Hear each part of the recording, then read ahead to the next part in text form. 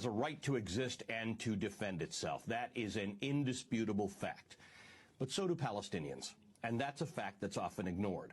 Palestinians are, at best, third-class citizens in the nation of their birth. The idea that it's even remotely controversial to call what Israel has imposed on Palestinians a form of apartheid is laughable. One look at a current map of Israel, Gaza, and the occupied territories conjures up only one other example: apartheid-era South Africa. The Israeli government, on an ongoing basis, declares parcels of land on which Palestinians live to be either of military or archaeological importance, causing residents to be evicted. Sometimes there's a court case, and almost always the Palestinians lose. Yet months or weeks later, that same important land suddenly becomes home to a brand new Israeli settlement. As more and more Jewish settlers take over land on which Arabs live, the occupied West Bank becomes de facto more Israeli and, in the explicit hopes of the Israeli government, more Jewish. This is a long-standing attempt and a deliberate attempt to force Arabs who have lived in that land, sometimes for hundreds of years, out. It's an attempt to dilute their presence, because to have Arabs as full participants is, in the opinion of the Israeli government and their courts, diluting Israel. Just prior to the pandemic, I toured many of the contested areas and homes from which Arabs are being pushed out, both in Israel proper and in the occupied territories. Palestinians don't control the important parts of their lives. Palestinian families are refused permits to build or renovate their homes. When they connect their homes to the municipal water supply, Israeli soldiers sometimes cut the pipes.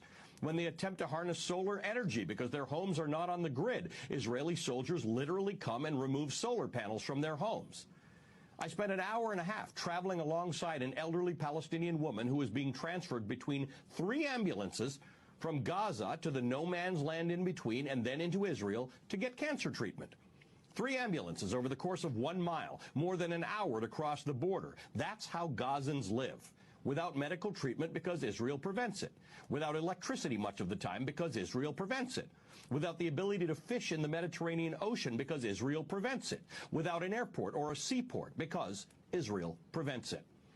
Like Israelis, Palestinians also have a right to exist and to defend themselves. But there is no one willing to help them do that. Not the Israeli courts and not the U.S. government. What the U.S. also shares with Israel is the belief that Hamas, the political party that governs Gaza, is a terrorist organization that calls for the destruction of Israel. Hamas is supported by the majority of Palestinians in Gaza. Hamas may not be in the best long-term interests of the Gazans, but peace hasn't really worked out for them. Faced with an Israeli government which pens them into what has been called the world's largest open-air prison, they have chosen a government that most of us wouldn't prefer, one that is not given to negotiation and moderation and respect for its neighbor. Israel needs a new approach to the Palestinians, and America needs a new approach to Israel. After more than 7 decades of not just being deprived of land from which they were evicted, Palestinian frustration runs deep.